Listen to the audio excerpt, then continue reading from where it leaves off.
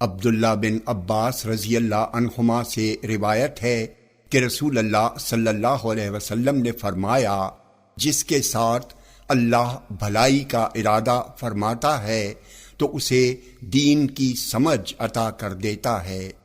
جامع ترمذی حدیث نمبر 2645۔ یہ حدیث صحیح ہے۔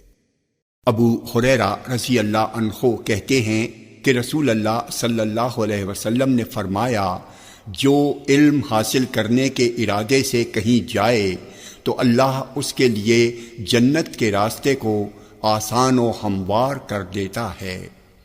جامع ترمذی حدیث نمبر 2646۔ یہ حدیث صحیح ہے۔ انس بن مالک رضی اللہ عنہ کہتے ہیں کہ رسول اللہ صلی اللہ علیہ وسلم نے فرمایا، جو شخص علم حاصل کرنے کے لیے نکلے تو وہ لوٹنے تک اللہ کی راہ میں شمار ہوگا۔ جامع ترمذی حدیث نمبر 2647۔ یہ حدیث حسن ہے۔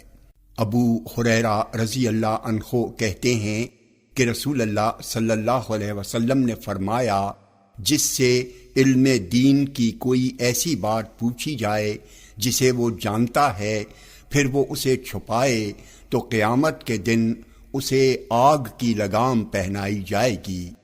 جامع ترمذی حدیث نمبر 2649۔